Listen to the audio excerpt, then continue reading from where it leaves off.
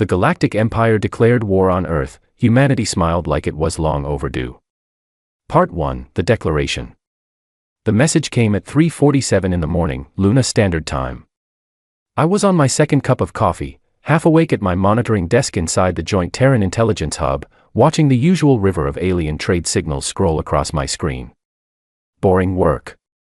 The kind that makes your eyes heavy and your mind wander. I had been doing it for 3 years without a single moment worth writing home about. Then every screen in the room went white. Not flickered. Not glitched. Went completely, silently, perfectly white. My name is Yara Solis. I am 34 years old. I hold the rank of commander in the UN Defense Liaison Corps, and in my entire career I had never seen every screen in a room go white at the same time. Not once. Then the voice came. It did not boom. It did not roar. It was calm, measured, almost polite, the way a landlord sounds right before he tells you to leave the property. The translation software rendered it into English before my brain had time to decide how to feel about it. People of the planet designated Earth. You are hereby formally notified that the Veiltheri Galactic Empire has classified your world as a Class 4 occupied hazard. Effective immediately, military pacification operations are authorized. Resistance is discouraged. Cooperation will be rewarded with a structured integration into the Empire. You have 72 hours to respond with terms of voluntary surrender. Then the screens went back to normal. Every single alert in the hub fired at once. I stood up slowly. Around me, 12 other analysts were doing the same thing, standing, staring at their screens, mouths open. Nobody spoke for about 4 seconds. Then Lieutenant Owen Garrett, who sat 3 desks to my left and was known for saying exactly the wrong thing at exactly the wrong moment, broke the silence. "Well," he said. "That's new." I reached for my communicator and called Director Priya Nair. She picked up on the first ring, which told me she was already awake. Probably had been for a while. "You heard it," I said. "Everyone heard it," she said. "It went out on every frequency simultaneously. Radio, optical, quantum relay. They translated it into 4,000 languages, Yara. 4,000. They've been watching us for a long time." That was the detail that stayed with me. Not the declaration itself. Not the 72-hour deadline. The 4,000 languages. That took preparation. That took surveillance. That took years, maybe decades, of quietly studying us while we had no idea anyone was listening. I pulled up the global news feeds on my secondary screen. Every channel, every country, every network was already running the broadcast. The Veiltheri had not sent it privately to our governments. They had broadcast it to the entire planet at once, publicly, the way you would announce something to a crowd you expected to panic. They expected panic. I remember very clearly what I saw instead. The feeds from the street cameras in London showed people stopped on sidewalks, looking at their phones, and talking to each other. In Lagos, a market that should have been erupting in chaos was instead full of people gathered in small groups, gesturing, arguing, nodding. In Seoul, a man on a bridge was watching the sky with his hands in his pockets, looking more curious than afraid. Our governments did not panic either. I found out later that the contingency files had been activated within 90 seconds of the broadcast. Files marked first contact, hostile. Files that had been sitting in classified servers for decades, updated every few years, waiting. The military attaches were already on secure calls. The defense ministers were already in their situation rooms. The emergency councils were already convening. The world had not been caught off guard. That was the part the Veiltheri had not planned for. They had done this 61 times before us. 61 civilizations, each one discovered, declared a hazard, given a deadline, and absorbed into the empire. The fastest surrender had come in 11 hours. The slowest had taken 18 days, and that one had been a species with natural armor plating and a chemical weapon the Empire had not expected. Even they had surrendered in the end. The Veiltheri had a process. They were very good at it. It was almost administrative, the way some organizations are good at paperwork. They arrived, they declared, they waited, they absorbed. Clean. Efficient. Practiced. I remember exactly what I felt when the war declaration came through. Not fear. Something older, quieter than fear.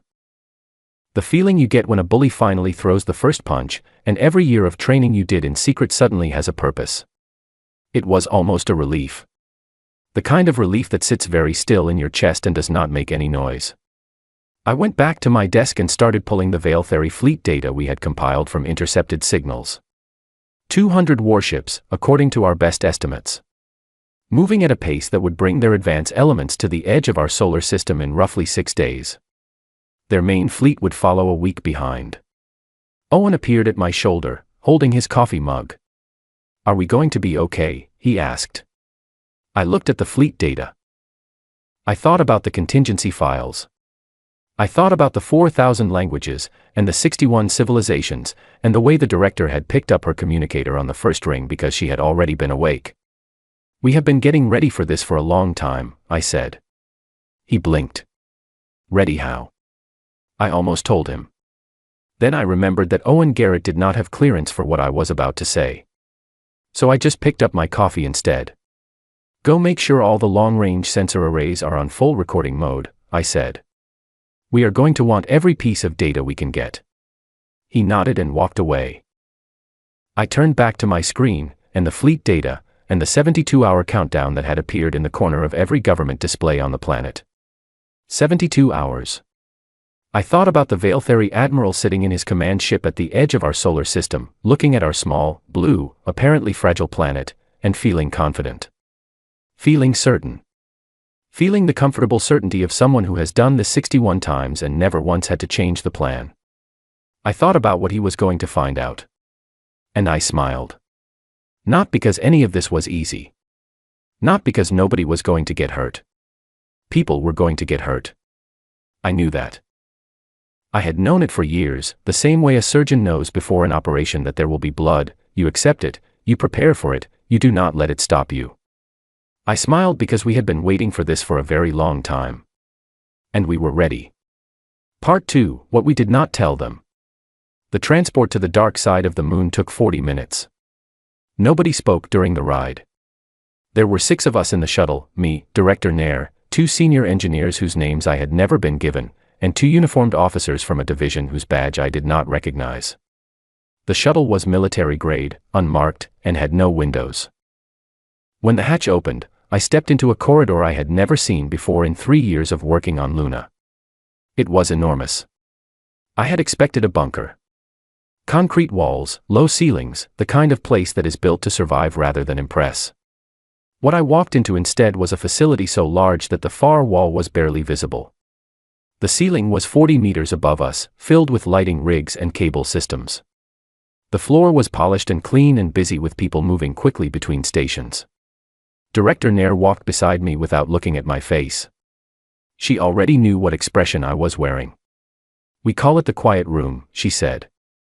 "It has been operational for 19 years. You were not told about it because you did not need to know. You need to know now." A man was waiting for us at the first checkpoint. He was in his 60s, with gray at his temples and the kind of calm that comes not from personality but from long practice.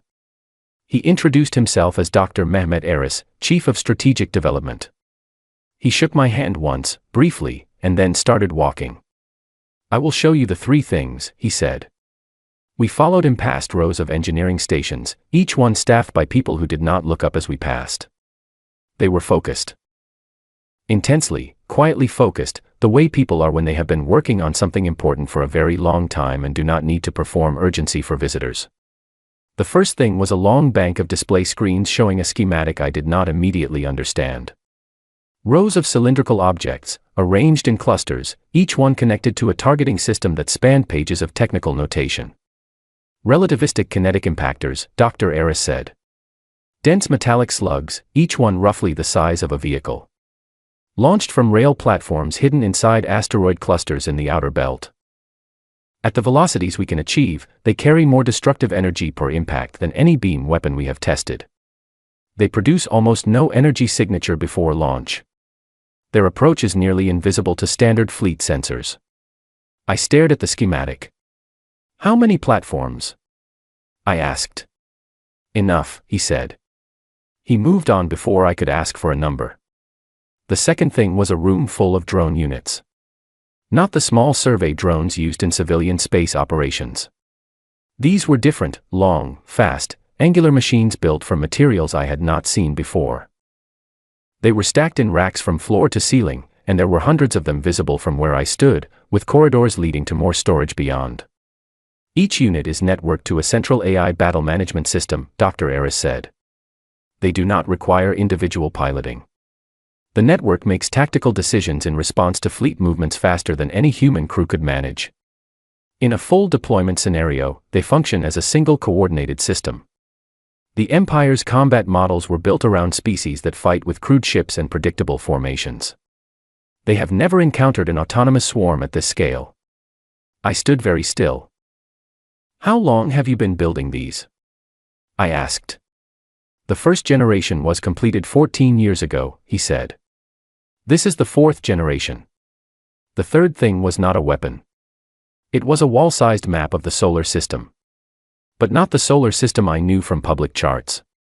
This one had additional markers, 14 of them, scattered in positions that I would never have looked at twice. Cloud layers of gas giants.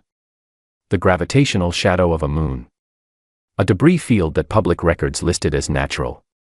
Off-world installations, he said. Prepositioned. Resupplied through automated freight runs logged as waste disposal and mineral survey operations. The Empire's intelligence assets watched our public military activity and reported back what they found. They did not look at the places nobody officially goes. I turned to Director Nair. How long has all of this been planned? I asked. She looked at me for a moment. The first serious planning document was written in 2031, she said. The year we decoded the first confirmed signal from an alien civilization and determined that they were not broadcasting. They were mapping. Mapping. Not saying hello. Mapping, the way a traveler maps a road before deciding whether to walk it or take it by force. We made a decision, she continued. Every species we could study through intercepted signals had the same pattern. The ones that announced their strength were tested early, pushed hard, forced to spend everything defending themselves. The ones that appeared weak were left alone until they were not useful anymore. We wanted a third option. Appear weak, I said. But be ready. Appear ordinary, she corrected. Fractured nations. Political arguments. Space programs that look civilian. A military that looks conventional. Nothing that says, here is something that has been preparing for 60 years. I thought about the Veiltheri Admiral again. The one sitting in his command ship with his confidence and his administrative certainty and his 61 successful operations. I thought about what it would feel like to be him in about 6 days. Dr. Aris had one more thing to show us. Not a weapon and not a map. A file. He pulled it up on a small screen at a quiet workstation in the corner of the facility, and he let me read it at my own pace. It was a record. Not our record. Theirs. 61 entries. Each one a species, a planet, a declaration, a timeline, and an outcome. Short summaries, clinically written, in Veiltheri notation that our translation software had been working on for 11 years. Species 17 had tried diplomacy. They had offered resources, trade, technology sharing. The Empire had accepted the gifts, waited for the defensive systems to be lowered in goodwill, and then proceeded with pacification.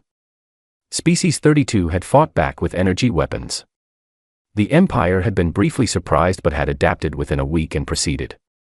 Species 48 had attempted to negotiate time. They asked for 30 days to consider the terms. The Empire granted them 12, then proceeded anyway. I read all 61. Not one of them had been ready. I closed the file and sat quietly for a moment. Outside the facility, buried under rock and vacuum and the quiet dark of the moon's far side, every single thing we had spent 60 years building was waiting. 14 installations. Thousands of drone units. Rail platforms hidden in asteroid fields. A battle management system faster than human thought. And we had not told anyone. Not out of arrogance. Not out of pride. Out of the same careful logic that keeps a surgeon calm before a hard operation, you do not announce what you are going to do. You simply prepare, and then you do it. Owen had asked me on the day of the declaration whether we were going to be okay. I had told him we had been getting ready for a long time. That was the most honest thing I had said to anyone in 3 years. When the Veiltheri Advance fleet dropped out of faster-than-light travel at the edge of our solar system 4 days later, they sent the standard follow-up transmission. A reminder of the deadline. A list of proposed surrender terms. An assurance that species who cooperated were treated fairly. Our response was prepared in advance. It was brief. It was polite. It asked them, once, to leave. The Empire's admiral did not even pause before refusing. I was in the communications room when the refusal came through. Commander Leon Graves, our senior contact officer, looked at me across the room after the channel closed. He was a quiet man, 40 years old, calm in the way that Dr. Eris was calm, practiced, not natural. "That is that, then," he said. "That is that," I agreed. I wrote one sentence in my personal log that night, before the first engagement began. We only ever ask once. Part 3, The Battle of the Threshold. I heard the first engagement before I saw it. Not sound, there is no sound in space. What I heard was the alert tone that filled the operations room at the quiet room facility, a low, steady pulse that meant the automated systems had gone active. I was at my station, reviewing targeting data, when the tone started. Everyone in the room straightened up at exactly the same moment. Leon was already on the main comm channel. "Veiltheri Advance fleet has entered the Jupiter corridor," he said. 42 vessels. Formation consistent with their standard orbital blockade approach. They are heading for Jupiter's upper atmosphere positioning, which matches the intimidation tactic from their Species 19 and 34 operations. Dr. Eris stood behind the central display, hands clasped, watching the fleet markers move. "Release the platforms," he said. That was it. No speech. No dramatic pause. Just 4 words in a quiet room. For the past 2 years, the Veiltheri's own sensors had identified a cluster of objects in the Jupiter belt as inactive mining stations. Decommissioned, according to the signal signatures they emitted. Old. Dead. Not worth examining. They were not mining stations. The platforms activated without any warning signature. Rail launch systems do not fire like conventional weapons. There is no energy bloom, no heat trace, no targeting emission. There is simply a mass, and then the mass is moving at a speed that most sensor systems are not calibrated to detect until impact is already occurring. The first salvo hit within 11 seconds of launch. I watched the fleet markers on the display. One moment there were 42. Then there were 39. Then 34. The Veiltheri ships began breaking formation. You could see it in the data, the way their positions on the display started scattering outward instead of holding the tight blockade pattern. They were good, I will give them that. Their pilots were fast. Their evasive protocols were sophisticated, clearly designed by people who had studied combat seriously. Under any other circumstances, against any opponent they had previously encountered, those protocols would probably have worked. But they had never encountered invisible projectiles fired from multiple angles simultaneously. 11 minutes after the platforms activated, 28 Veiltheri ships were destroyed or disabled. The remaining 14 had scattered beyond the Jupiter corridor and gone to full engine burn in the direction of their main fleet. The alert tone stopped. The room was quiet for about 3 seconds. Then Leon said, "They are transmitting to their command ship. Heavy encrypted traffic." I looked at the casualty data on my screen. 28 ships. Crews of approximately 40 each, according to our intelligence estimates. Roughly 1,100 Veiltheri personnel, gone in 11 minutes. I noted the number. I did not look away from it. I had a habit, which I had developed during my training years, of making myself fully understand bad numbers. Not just read them, but actually sit with them. 1,100 was a large number. Those were beings with families and histories and reasons they had joined their fleet. I did not forget that. But I also did not forget what they had come here to do. What they had done 61 times before. Dr. Eris walked to my station and looked at my screen. "Casualties on our side," he said quietly. It was not a question. I pulled up the secondary report. A crude relay station designated RT-7, positioned at the edge of the engagement zone for communications coordination, had been hit by debris from a destroyed Veiltheri ship. The station's hull had failed. 14 personnel. All gone. I read their names silently from the manifest. Helen Porter. Crew Coordinator, 41 years old. Nathan Cross. Communications Engineer, 30 years old. Celia Ward. Data Analyst, 26 years old. 7 others whose names I will not put down here because their families asked for privacy, and I respect that. But I read every one. I said each one out loud to myself, alone, later that night. Not in a ritual way. Not out of ceremony. Because names matter. Numbers are easy to look at and then look away from. Names are not. Dr. Eris nodded when I showed him the report. We note them, he said. We note them, I repeated. The Veiltheri main fleet received the battle data from their surviving ships within the hour. 6 hours of complete silence followed. No transmissions. No contact. Just silence. Our intelligence team ran analysis on that silence. There was a pattern to how the Empire communicated during operations: steady traffic, regular updates, the bureaucratic rhythm of an organization used to things going as planned. The silence meant they were doing something they did not have a template for. They were surprised. Not just by the losses. By the nature of the losses. They had expected energy weapons, projectile systems of a type they had catalogued, perhaps an aggressive but manageable conventional defense. They had not expected invisible rail platforms disguised as abandoned infrastructure firing at velocities their shields were not designed to absorb. Their shields were built for beams and plasma bursts, directed energy weapons that move at the speed of light and give the shield system time to distribute the load. A dense metallic slug arriving at a significant fraction of that speed hits differently. It does not give the shield time to think. I wrote this observation in my report and sent it to Dr. Eris. He sent back 2 words. They noticed. Meaning the Veiltheri had already worked out the same thing and were adapting. Which was expected. Intelligent opponents adapt. What came next confirmed it. Leon brought me the intercepted transmission data 48 hours after the Jupiter engagement. The Empire was recalling the surviving advanced ships and calling in their full main fleet. Not just the 200 ships already in transit, additional reinforcements had been dispatched from the nearest Imperial staging point. The new total estimate was 340 vessels. They are not running, Leon said. No, I agreed. They never run. They just send more. I thought about the 61 files I had read in Dr. Eris's facility. Species 32 had surprised the Empire too, briefly. The Empire had simply adjusted its approach and continued. 340 ships represented an overwhelming response by any conventional measure. But we were not a conventional opponent.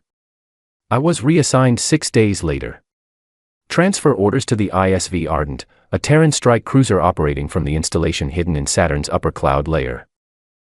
My role would be coordinating the AI battlenet targeting from aboard a crewed ship, which meant I would be at the front of the next engagement rather than watching it on a screen. I packed in 20 minutes. Soldiers do not take much.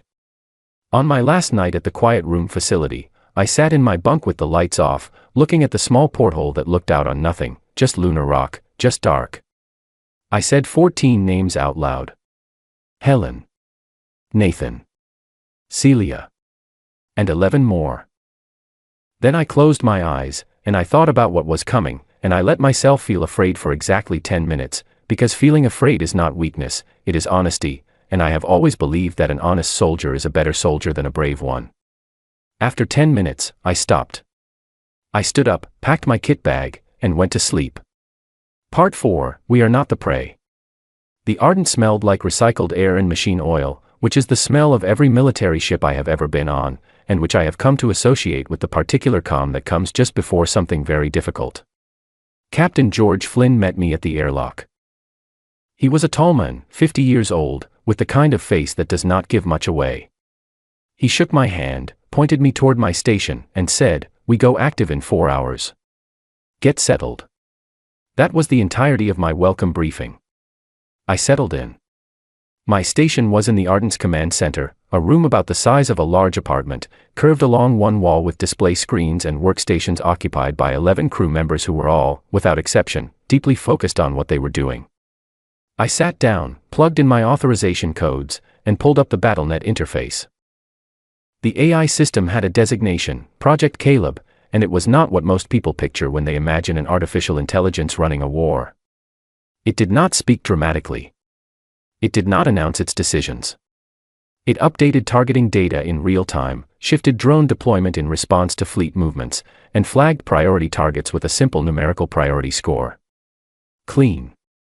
Quiet. Relentlessly efficient. I had been trained to work with it. My job was to translate its recommendations into human-readable tactical summaries for Captain Flynn and to flag any situation where the AI's decision modeling might benefit from a human judgment call.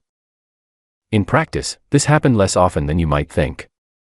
The main Veiltheri fleet arrived at the outer solar system boundary 40 hours after my transfer. 340 vessels. On the display in front of me, they looked like a swarm of bright points moving in careful, controlled formation. I had read enough of their tactical history to know what that formation meant. They were approaching in layered columns, designed to provide mutual shield coverage and overlapping fire arcs. It was a smart formation. Difficult to flank, difficult to concentrate against, able to absorb damage on the outer layers while the inner core continued advancing. They had used this formation successfully in over 30 documented engagements. Captain Flynn stood at the center of the command room, hands behind his back, looking at the same display. "Caleb," he said. 340 contacts confirmed, the system responded. Its voice was mild, pleasant, entirely unremarkable. Formation analysis complete. Recommend initiating Phase 1 in 7 minutes, 40 seconds. Confirmed, Flynn said. I had been briefed on Phase 1. It was the part one had not been told about during my time at the quiet room, not because it was too secret, but because at the time I had not yet been assigned to a ship. The mass driver platforms I had seen on the schematic were the obvious first layer. But they were not the only layer. The mining operations in the outer solar system were, in most cases, exactly what they appeared to be. Real operations, real output, real economic activity. The gantry structures used to move processed ore from collection points to transport vessels were not exactly what they appeared to be. At full acceleration, a processed ore container traveling along a delivery gantry is just cargo. At modified acceleration, using the same electromagnetic systems but pushing past cargo tolerances, that container becomes something else entirely. Caleb released 412 of them simultaneously. The Veiltheri formation encountered a field of fast-moving dense objects from a direction their threat assessment sensors had classified as empty industrial infrastructure. Their formation columns attempted to break and reform. The outer layer ships began taking impacts before the inner core could respond. I watched the display. I kept my breathing even. 61 contacts destroyed or disabled, Caleb reported, with the same mild voice it used for everything. Formation integrity reduced by 31%. Recommend releasing drone swarm in 4 minutes. Flynn nodded at me. I authorized the release. The drone swarm came out of the Saturn installation like a single exhaled breath, thousands of units, each one moving independently but all of them acting as a coordinated system, filling the space between our position and the damaged Veiltheri formation with a presence that their combat sensors had never been designed to track or prioritize. A crewed ship is easy to target. It has a mass, a heat signature, an engine bloom. It moves in ways that can be predicted because it has to protect its crew from G-forces and hull stress. A drone does not have a crew. It can accelerate in any direction without warning. It can absorb damage without anyone dying inside it. It can be replaced. And when several thousand of them are moving simultaneously, each one making independent microdecisions based on Caleb's network, the targeting problem becomes something very close to unsolvable. The Veiltheri adapted fast. I will always say that about them, they were good. They shifted their fire patterns, they regrouped the undamaged inner ships, they tried to establish a new forward perimeter. For about 20 minutes, it looked like they might manage it. Then the second rail platform salvo hit. I gripped the edge of my station. Not in fear. In the way you grip something when you are absorbing the scale of what you are watching. The Veiltheri fleet had 197 functional vessels when the second salvo ended. Captain Flynn said nothing for a moment. Then he turned to me. "They are hailing us," said the communications officer, a young woman named Carol Lane, who had not looked up from her board in 3 hours. "Put it through," Flynn said. The voice that came through was not the automated broadcast we had heard at the declaration. It was a real voice, older, careful, with a weight behind it that automated messages do not carry. "This is Admiral Thesek of the Vailtheri Imperial Third Fleet. I am requesting direct communication with a human command authority." Flynn looked at me. I was surprised. This was not in any of the Empire's documented protocols. They did not request dialogue mid-engagement. They did not recognize the possibility of needing to. I opened the channel. "Admiral Thesek," I said. "This is Commander Yara Solis, Terran Defense Liaison. I am here." A pause. "Commander Solis," he said. "I want to understand what I am facing. I have reviewed every record in our archives of first contact with a new species. None of them look like this." "No," I said. "They would not." "What are you?" he asked. I thought about that for a moment. Not what to say. I knew what to say. I thought about whether it was the right time to say it. It was. "We are the 62nd, I said. Silence. In that silence I could feel him working through it, the 61 entries in their own records, each one a species that had declared, been absorbed, been documented. 61 times the process had worked. 61 times it had been clean and efficient and final. And then he understood. "You knew," he said. "You knew what we had done." "We have known for a long time," I said. "We read the signals. We studied the pattern. We made a decision." Another pause. Longer this time. "What decision?" he asked. I thought about 60 years of quiet preparation. About 14 hidden installations. About 19 years of drone development. About or containers on gantries and rail platforms disguised as abandoned mining equipment and an AI system that made targeting decisions faster than any biological mind. I thought about Helen Porter and Nathan Cross and Celia Ward and 11 more names. "We decided we would be the one that ends it," I said. "Not just for us. For everyone who comes after us." The line was quiet for a long moment. "I need time to consider," Thesek said. "Take it," I said. "We are not going anywhere." I closed the channel and looked at the display. 197 Vailtheri vessels holding position. 300,000 kilometers away, waiting. Carol Lane looked up from her board for the first time. "Did that just work?" she said. "Not yet," I said. "But it might." That night I wrote in my log for the first time in 4 days. I usually write every day, it keeps my thinking organized, and organized thinking is the only kind I trust in situations like this one. I wrote about Thesek's question. "What are you?" I had given him the factual answer. But there was a longer answer, the one I thought about alone in my bunk, with the engines of the Ardent running quietly beneath me and the stars outside the porthole as indifferent as always. "We are a species that learned early that the universe does not give things to those who simply want them. It gives things to those who prepare for them."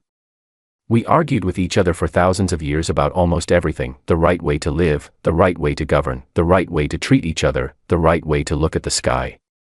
We still argue. Probably always will.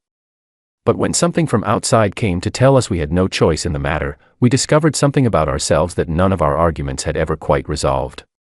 We are, when it comes down to it, remarkably difficult to stop. Part 5, the smile explained. The ceasefire request came on a Tuesday.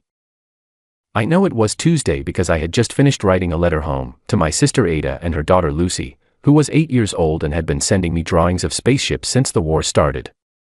The latest one showed a human ship that was, in Lucy's assessment, very large and covered in what appeared to be flags. I had it tucked in my jacket pocket. Still do, actually. The request came through formal channels, which was itself significant. Not a battlefield hail like Thesek's first contact. A formal, encrypted, correctly formatted diplomatic request sent to the UN Emergency Council and copied to the Terran Defense Command, the kind of message you send when you want a record of having sent it correctly. Admiral Thesek had drafted it himself, according to our intelligence analysis. Not the Empire's diplomatic bureau. Not a committee. Him, personally. I read the translation 3 times. It was careful language. Not an admission of defeat, not a request for mercy. A recognition, as Thesek phrased it, that the current engagement has produced outcomes inconsistent with Imperial operational projections, and that the Empire wished to explore whether a cessation of hostilities might serve the interests of both parties. Director Nair called me the same morning. "You are on the negotiating team," she said. "I am a defense liaison," I said. "You are the person Thesek spoke to mid-battle," she said. "He knows your voice. That matters. Pack for 2 weeks. The talks are happening aboard a neutral-class vessel in the outer belt." I packed in 20 minutes. Old habit.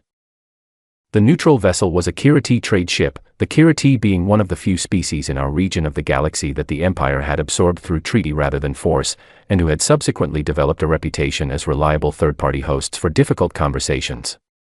Their ship was clean, quiet, and smelled of something faintly sweet that I never identified. Thesek was already there when we arrived. He was not what I had built in my head during our calm conversation. I had imagined someone cold, precise, the administrative face of an efficient empire. He was older than I expected, gray at the edges of his outer cranial ridges, with eyes that had seen 61 of these operations and apparently had been doing a great deal of thinking about them lately. He stood when our delegation entered the room. I did not know if that was a Veiltheri custom or a personal choice. It felt like a personal choice. The talks ran for 6 days. I will not pretend they were smooth. They were not. There were 3 sessions that ended badly, with raised voices and delegations retreating to separate rooms. There was one night when the entire negotiation nearly collapsed over a single clause in a proposed framework document, and our lead negotiator, a patient and extremely experienced diplomat named Arthur Hollis, spent 4 hours rebuilding the conversation from nothing. Arthur Hollis is one of the most remarkable people I have ever met. He is 67 years old, originally from Bristol, and he has the quality of making every person he talks to feel that their position is completely reasonable while simultaneously steering the conversation in the direction he wants it to go. Watching him work across a table from Veiltheri senior officials was something I will remember for the rest of my life. On the 3rd day, Thesek asked to speak with me privately. We sat in a small side room off the main conference hall. A Kiriti crew member brought us something warm in plain cups. Thesek held his with both hands and looked at the table for a moment before speaking. "I have been an admiral for 30 years, he said. "In that time, I have led 7 pacification operations. All successful. All, I believed, necessary." I said nothing. "The Empire's position," he continued, "is that uncontrolled species development in contested regions of space represents a risk to stability. The pacification program is framed as a safety measure. Order creation. And now," I said. He was quiet for a moment. "Now I am sitting across from a species that apparently read our entire operational history from intercepted signals, spent 60 years quietly preparing a counter-strategy, fought my fleet to a standstill, and then asked me to leave before initiating combat." He paused. "You asked us to leave." "Once." "We always ask once," I said. "Why once?" "Because more than once becomes negotiation," I said. "We were not negotiating then. We were informing." He looked at me for a long time. "You could have surrendered. Your world would have been absorbed, and the process would have been, from the Empire's perspective, quite manageable. You would eventually have been integrated, given a role, been part of something larger." "Someone else's something larger," I said. "Yes," he admitted. 61 species made your something larger," I said. "We decided we would build our own." He turned his cup slowly in his hands. "The proposal your delegation has put forward. The framework. It is not what I expected from a species in your position." Our delegation had presented what Arthur Hollis had quietly been drafting for 3 years, a document he called the Open Space Accords. Not a peace treaty in the traditional sense. A framework. An independent tribunal to review military operations across the galactic region, with representation from member species. A protocol requiring first contact with pre-faster-than-light civilizations to follow a disclosure and non-interference standard. Guaranteed sovereignty for species below a defined development threshold. You won, Thesek said. You could have demanded reparations. Territory. The removal of the imperial presence from this region entirely. You have the leverage. We know, I said. Then why? I had been thinking about how to answer that question for 6 days. Not because I did not know the answer, but because I wanted to say it in a way that was honest rather than impressive. When we were studying your history, I said slowly, the thing that struck us most was not the 61 operations. It was what came after each one. The species that were absorbed, they did not disappear. They became part of the empire. They learned the empire's way of solving problems. Some of them, the ones that survived and grew, eventually started doing the same thing to smaller species nearby. Because that was the model they had been given. Thesek did not speak. We do not want to build an empire, I said. We have read enough history, our own history, to know what empires cost. What they ask of the people inside them and the people outside them.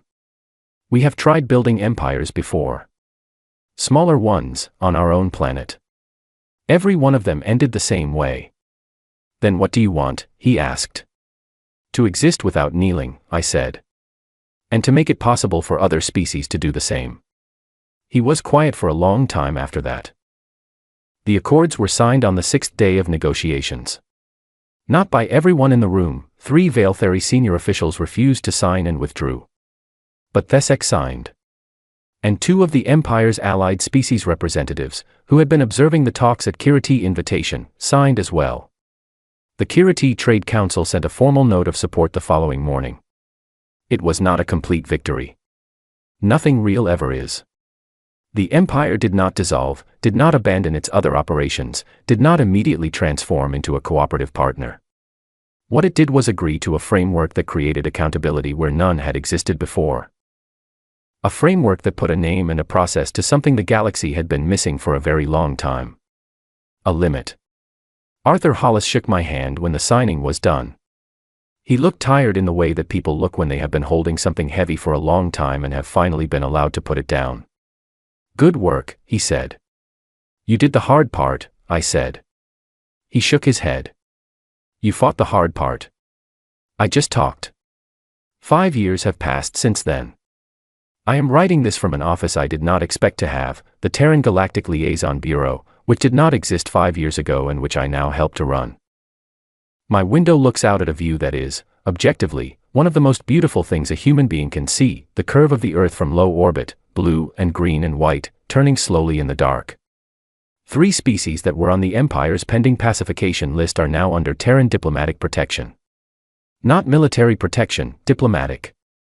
There is a difference that matters. Military protection says we will fight for you. Diplomatic protection says we will stand in front of you and make your situation visible to everyone watching. Sometimes that is enough. Sometimes it is not enough, and we fight anyway.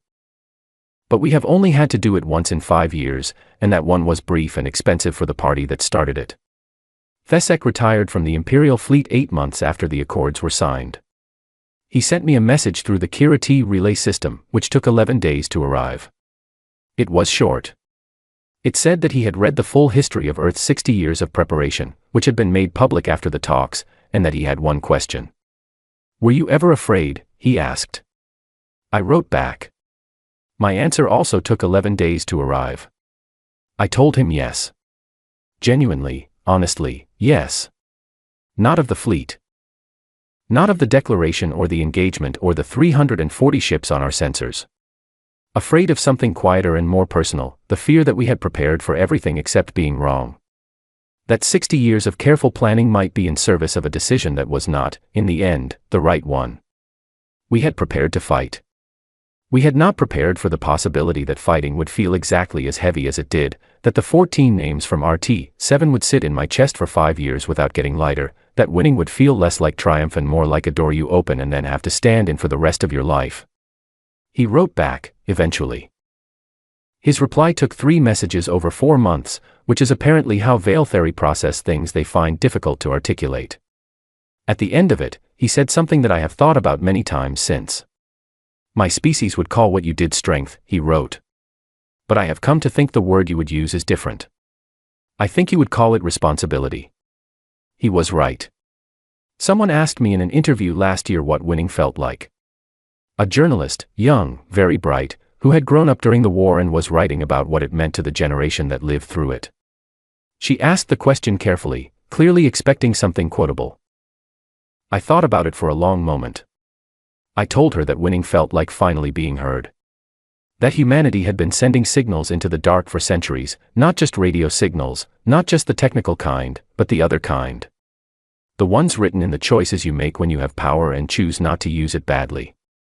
The ones written in the way you treat the people you defeat. The ones written in the documents you propose after a war, which say more about you than anything you did during it. We had been trying to say something for a very long time. We are complicated, we are dangerous, we are stubborn, and we are capable of extraordinary kindness, and we do not want to conquer anything. We just want to exist on our own terms, and we would very much prefer to extend that option to everyone else we meet along the way. The war was the universe finally stopping and listening. The accords were our answer to what it heard. I still have Lucy's drawing in my jacket pocket. She is 13 now, and she has gotten considerably better at drawing spaceships. Her latest one has the Kiriti flag on it alongside ours, and a small Veiltheri vessel in the background that she drew with great care, having done research. She sent it with a note. Aunt Yara, it said, I want to do what you do when I grow up. I wrote back and told her that what I do is mostly reading long documents in a small office and having very long conversations with people who disagree with me, and that she should absolutely do it because it is the most important kind of work there is. That was the smile. Not arrogance. Not excitement at the prospect of a fight. The smile was the face of a species that had made a very long bet, that patience and preparation and the willingness to stand firm when the moment finally came would be worth more than anything we might have spent those 60 years doing instead. We bet everything on that idea. I think, on balance, we were right. Not because we won. Winning, by itself, means very little. Because of what we did after.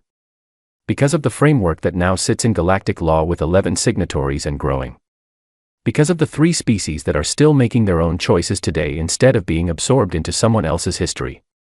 Because of the junior diplomat I mentored last year who told me her planet would not exist as it does now without the precedent set in that conference room on a Kiriti trade ship in the outer belt. Because of the door we opened. Because of the fact that we are standing in it. That was worth preparing for. That was worth every quiet year of building in the dark.